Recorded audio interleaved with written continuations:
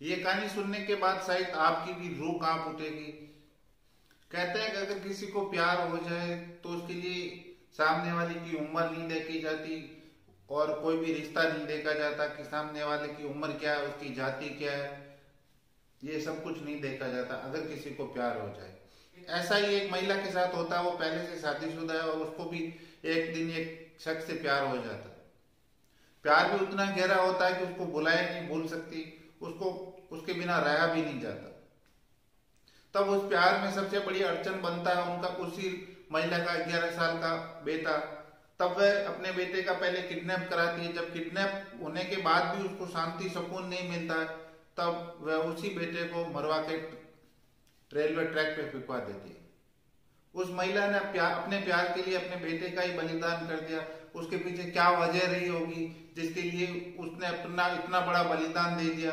तो आइए जानते हैं इस कहानी में पूरी दास्तान दरअसल क्या है, इसके पीछे की घटना, और क्यों अपने ही बेटे को उसने मौत के घाट उतार दिया, क्यों ही खून के रिश्ते को तार तार कर दिया। आदाब, नमस्कार, सत श्री अकाल। आज की जो सच्ची घटना मैं आप लोगों को सुनाने जा रहा हूँ वो दरअसल राजस्थान के नागौर की है, और नागौर में भी लाडनों की।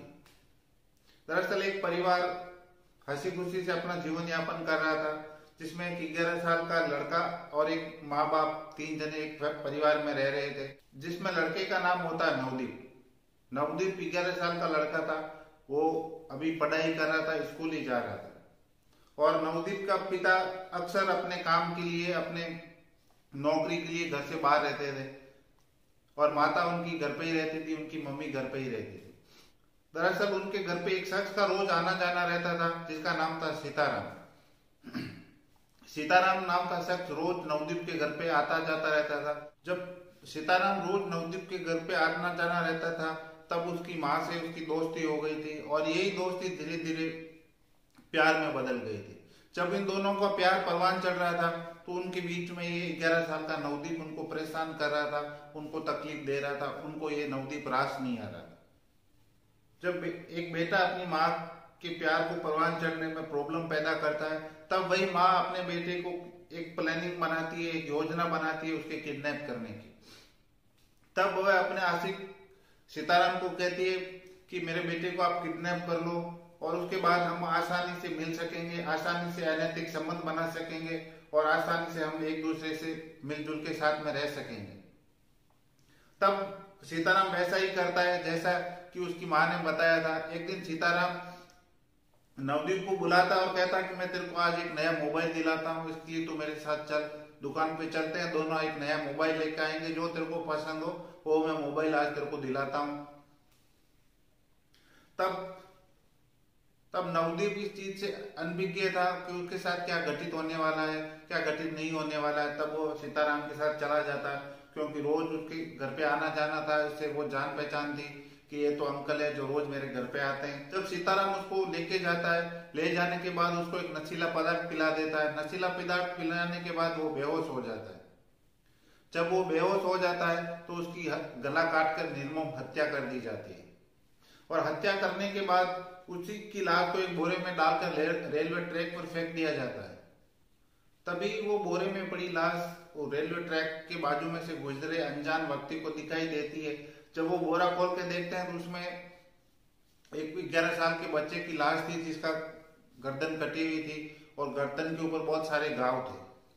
तब वहां खड़े शख्स वहां पुलिस को फोन करते हैं, पुलिस को इतला करते हैं। मौका वारदात पर पुलिस पहुंचती है और इस लड़के की शिनाख्त करके उसके परिवार तक पहुंचाया जाता है। जब उसकी लाश को जब उसके परिवार को सौंप दिया जाता है, परिवार को सौंप देने के बाद उसका अंतिम संस्कार कर दिया जाता है। लेकिन उसके चाचा को विश्वास नहीं होता है कि 11 साल के नवदीप को कौन मार सकता है, कौन नहीं मार सकता। उसके पिता को भी इस चीज का ये था कि मेरे बेटे को किसने मारा, किसने नहीं मारा। तब वे तीतरी में रहने वाले उसके चाचा नवदीप के चाचा पुलिस स्टेशन जाते हैं और एक रिपोर्ट दर्ज कराते हैं कि नवदीप की हत्या किसने की। उसके लिए वो एक रिपोर्ट दर्ज करा देते। पुलिस अब उस शख्स की खोजबीन में लग जाती है कि नवदीप आखिर इस 11 साल के लड़के से किसी की क्या दुश्मनी हो सकती है, किसी ने इसको क्यों मारा होगा। जब इस पुलिस पूरी तरह खोजबीन करती है, तब मालूम पड़ता है कि दरअसल हत्या और किसी ने नहीं की थी, बल्कि उसी की मां ने कराई थी, उसी के आशिक के द्वारा कराई थी। जब इस बात का खुलासा चारों तरफ होता है, सब गांव में मालूम पड़ता है, तो सब हक्के बक्के रह जाते हैं। सब हर किसी के पैरों के नीचे से जमीन खिसक जाती है। क्यों कोई मां ऐसा क्यों करेगी, किसके लिए करेगी? जब हत्या के पीछे का कारण मालूम पड़ता है, तब हर कोई ये सुनकर सन्न था कि कोई मां ऐसा क्यों कर सकती है, एक प्यार के लिए, एक अवैध संबंध बनाने के लिए अपने ही सगे खून का कत्ल करा दिया। तो आप लोग भी इस बारे में क्या कहेंगे? एक इस कलयुगी मां के बारे में क्या करेंगे, जिसने अपने अनैतिक संबंध बनाने के लिए अपने सगे खून की हत्या करवा दी, अपने ही बेटे का कत्ल करा दिया? तो आप लोगों को भी ये कहानी कैसी लगी, इसके लिए अपने कमेंट्स में राय जरूर बताना। इस कलयुगी मां के बारे में क्या कहते हो, आप भी कमेंट जरूर करना।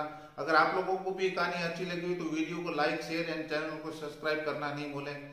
जय हिंद, जय भारत। तो मिलते हैं एक नई क्राइम की कहानी के साथ। तब तक घर पे रहिए, सुरक्षित रहिए, सेफ रहिए।